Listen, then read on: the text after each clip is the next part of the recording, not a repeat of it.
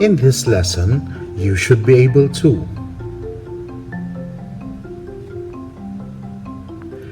relate musical compositions of Monteverdi to his life episodes, analyze Monteverdi's works through his life events, and listen to some of Monteverdi's music.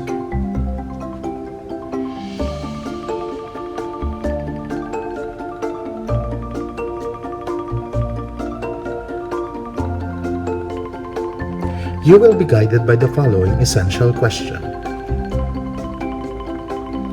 How are life experiences influential in creating music?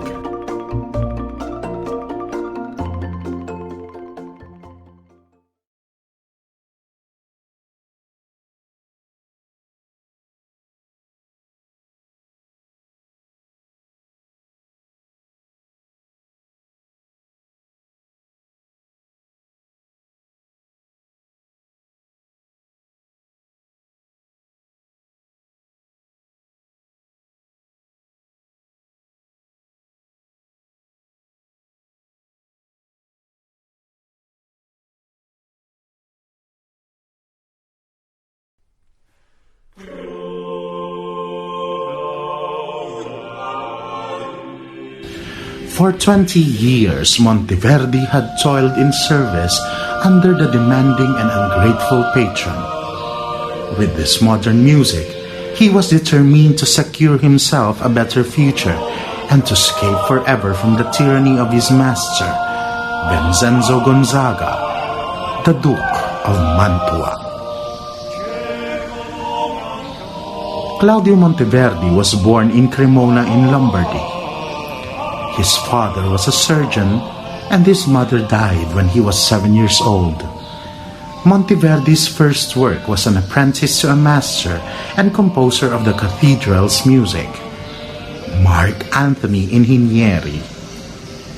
Inghinieri is much of the old school, and his church music was based on medieval plain chants and the theories of ancient philosophers. From his master, he learned all the old ways, but tradition was not his way.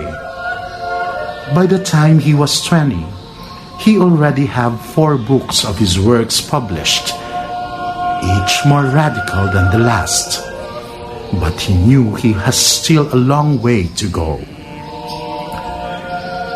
When he was 23, he secured a position in Mantua as a violist to the court of the Most Highness, the Duke Vincenzo Gonzaga, the sole ruler of the city. He owns his citizens. They are his children, and they owe him obedience. 400 years ago, Mantua was a town seeded with immorality, violence, and court corruption. And the palace of the Gonzagas has been the center of this explosive mix of cruelty and harsh culture. In this vast and elaborate palace, Vincenzo Gonzaga lived in luxurious and style, ruling over court where art and music were at the center of politics and power. One of the ways of demonstrating that you are sitting in a court that should not be messed with is to show that you have wealth and prestige. Great contact, art, painting, and music are a part of this overt display of magnificence. A magnificence that keeps your enemy at bay. For the next 22 years, this will become Monteverdi's world, working unceasingly, composing and performing as Vincenzo Gonzaga dictated.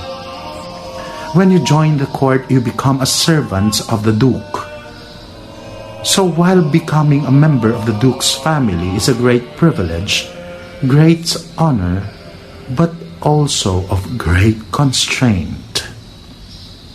Cruda Amarili may sound pleasant enough for us. In fact, it's a very beautiful piece of work, but it sparked a real controversy in 1600.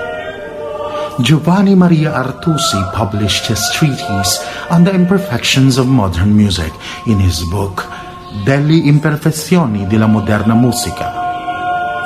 And he said, I was invited to hear a new madrigal. I will not name the composer, but he introduced new rules, defamations of the true natures of harmony, which is crude and harsh, unpleasing to the ears. There is nothing but a smoke in the head of such a composer, so in love with himself that he believes that he can corrupt and spoil the good old rules handed down to us by ancient theorist musicians. Artusi described Cruda Amarili as a monstrous birth, part man, part crane, part swallow, and part ox. But this music, this composition built a strong foundation on how we perceive music in this modern era.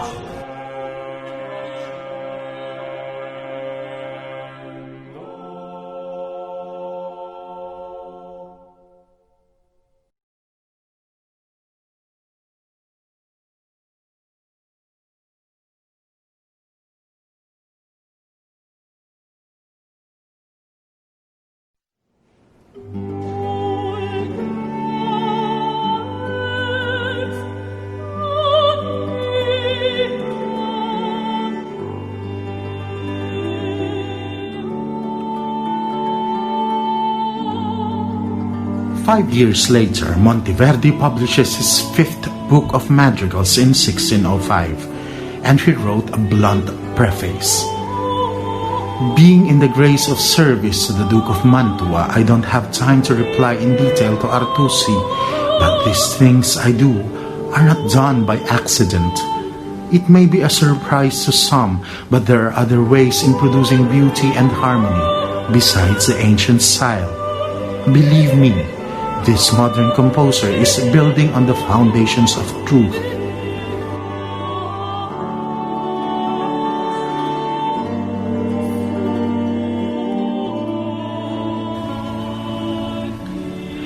In 1599, he fell in love with one of the court singers, Claudia Cataneo, and got married in San Simone Church. But even with this happy occasion was blighted by the Duke. Monteverdi would like to complain that although he'd been promised clothes, he had no top coat, no stockings, no garters, and no silk linings for his cloak, even on his wedding day.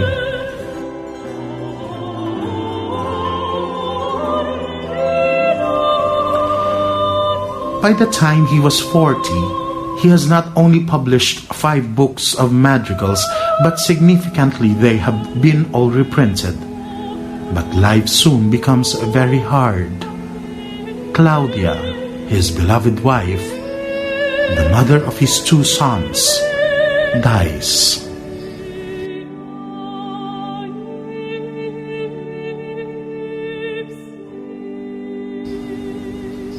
At the same time, he was developing his opera Orfeo, whose plot may have had a particular significance for him. A story of a musician who descended into the underworld to recover his dead wife. This was a turning point in Western classical music.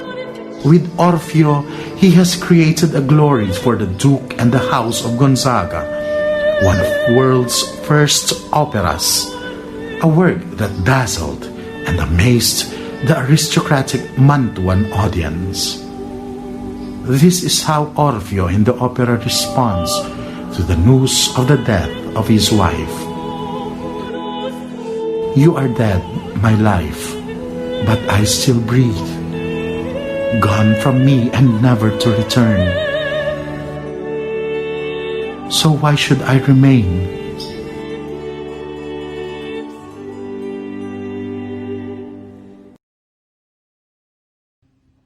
The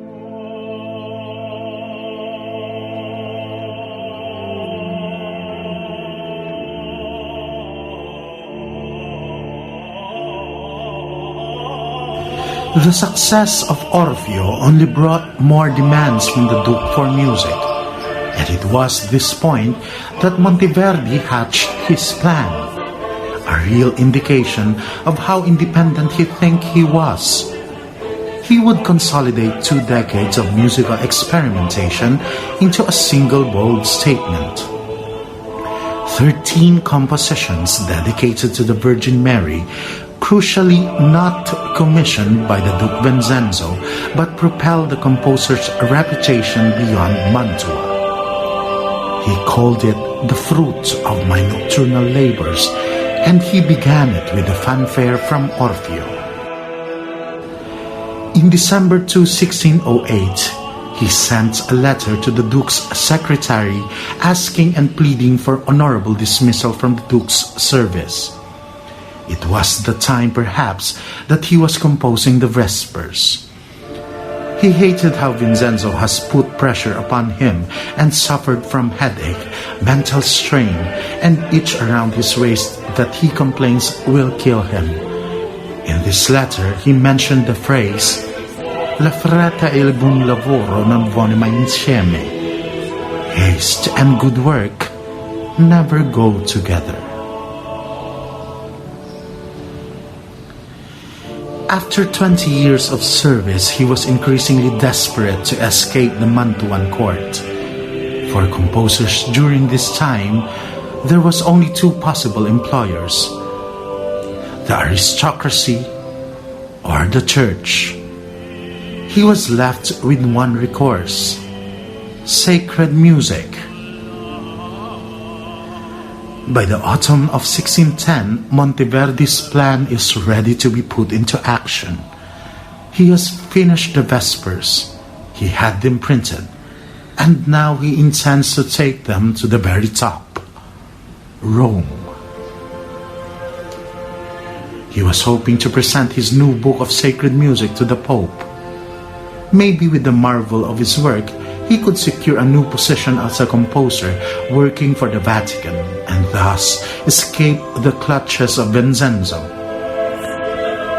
He certainly don't want Vincenzo to know what he was doing. He arrived in secret and avoided staying at the Gonzaga Roman residence. Unfortunately, he was spotted by a court official.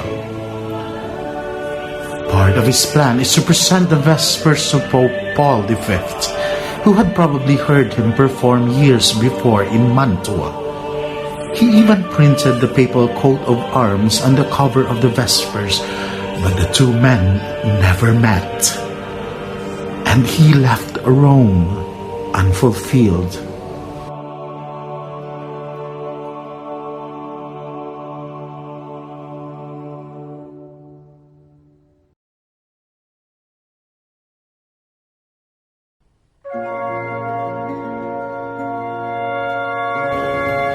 The last section of the Vespers is a 17-minute setting of the Magnificat, Mary's hymn of praise to God from the Gospel of St. Luke. With the Magnificat, Monteverdi showed that he is a true modernist. He must have thought that this is music that transcends all earthly concerns, the financial problems, the health problems, the petty world of the Gonzaga court, and his autocratic duke. The Vespers was regarded to be the height of virtuosic writing. Halfway through the Magnificat, we hear the words, "Depusuit potentes de sede et exultavit humilis." He has set down the mighty from their seat and exalted the humble. Given the Duke's behavior over the years, we can wonder how Monteverdi might have been thinking as he writes down that particular passage. Then in 1612, the Duke Vincenzo Gonzaga dies. At age 49, the official reason given to the death is fever, but was rumored to be syphilis. He was succeeded by his son Francesco, who found out that his father's expensive habits has left the court coffers almost entirely empty. Many of the servants have to be dismissed, including Monteverdi. Monteverdi was left unemployed, but has not left him indignant. He has all the Vespers like a big calling card, which subsequently tells that this can actually be performed by anyone who has a choir, and is incredibly unique to hear inside the church. And then the Count Choir Master of St. Mark, the grandest church in Venice, died. Monteverdi applied for the job, and all evidence points to the Vespers being the audition piece that secured him in his post as Master of Music. For the next 30 years, he lived and worked in St. Mark's, performing, composing, and finally being paid. He never remarried, and he took holy orders and became a priest.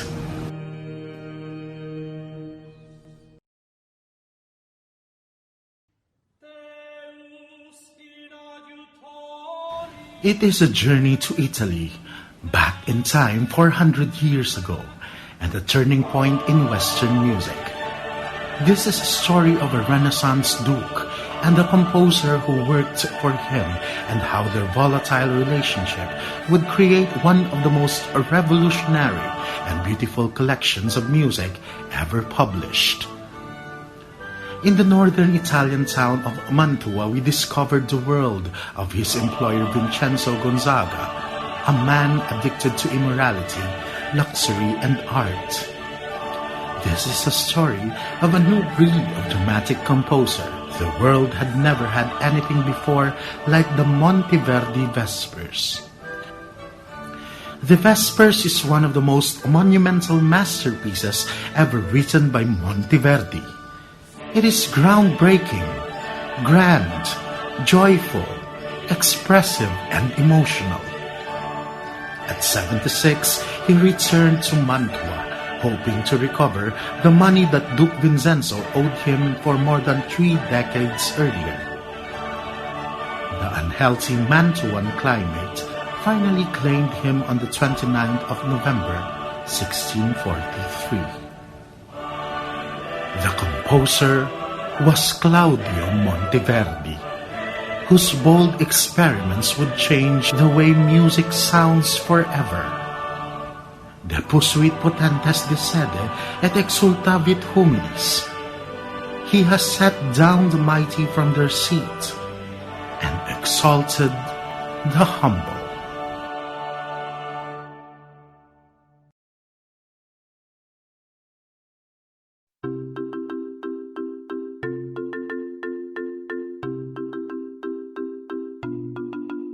Answer the following questions by selecting the best answer. Write the letter of your choice in your music journal.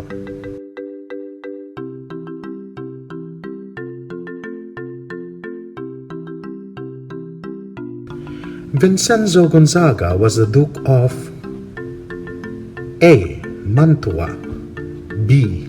Lombardy, C. Venice.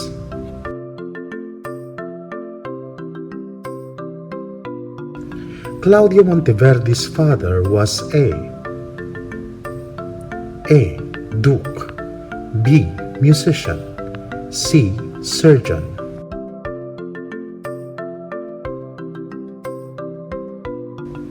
Monteverdi was born in A. France, B. Germany, C. Italy.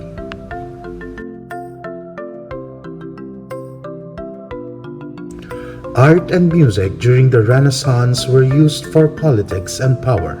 A. True, B. False.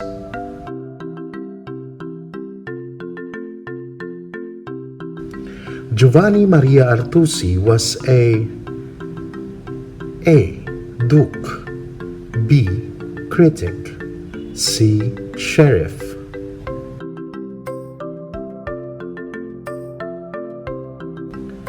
A Monteverdi work associated to his wife Claudia is the A. Orfeo, B. Cruda Amarini, C. Vespers. Which music is associated with Monteverdi's escape from the Duke? A. Orfeo, B. Pulchra S, C. Vespers.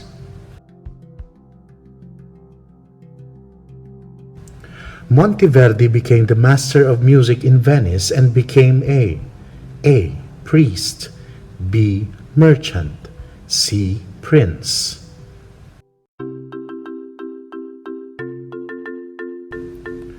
The Vespers is a set of music dedicated to A. Virgin Mary, B. Saint Mark, C. Jesus Christ. Monteverdi's music during the Renaissance is considered as A. Modernist, B. Traditionalist, C. Romantic.